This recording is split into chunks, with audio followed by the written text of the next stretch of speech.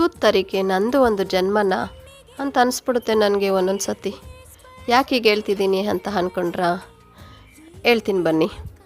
ನಾನು 90 days challenge ತೊಗೊಂಡು ಇವತ್ತಿಗೆ 1 ತಿಂಗಳು ಆಯಿತು. 1 ತಿಂಗಳು ಮುಗಿಯೋಷ್ಟರಲ್ಲಿ 3 ಸತಿ ನನಗೆ ಹುಷಾರಿಲ್ಲದೆ ಇರೋಂಗೆ ಆಗಿದೆ.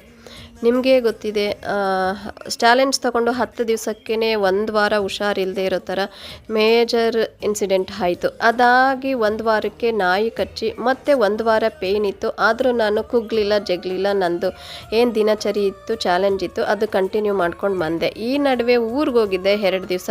ಊರಿಂದ ಬರುವಷ್ಟರಲ್ಲಿ ಜ್ವರ, ತಲೆನೋವು, ಕೆಮ್ಮು ಎಲ್ಲ ಸ್ಟಾರ್ಟ್ ಆಗಿದೆ. ಇದೆಲ್ಲ ಸುತ್ತಿ ನನಗೆ ಯಾಕೆ ಬರುತ್ತೆ, ನಾನು ತಾಳ್ಮೆ ಪರೀಕ್ಷೆ ಮಾಡ್ತಿದ್ಯಾ ಏನಂತ ನನಗಂತೂ ಗೊತ್ತಾಗಲ್ಲ. ಇದೆಲ್ಲ ನೆನೆಸ್ಕೊಂಡಾಗ ನನಗೆ ತುಂಬಾ ಬೇಜಾರಾಗುತ್ತೆ. ಎಲ್ಲರೂ ಹೇಳುವಾಗ ಏನು ಜನ್ಮ ನಿಂದು, ಸ್ವಲ್ಪನೂ ಏನು ತಡ್ಕೊಳಕ್ಕಾಗಲ್ವಲ್ಲ ಅಂತ ಹೇಳ್ತಿರ್ತಾರೆ. ಅದಕ್ಕೆ ನಾನು ಆವಾಗ ಹಾಗೆ ಹೇಳಿದ್ದು.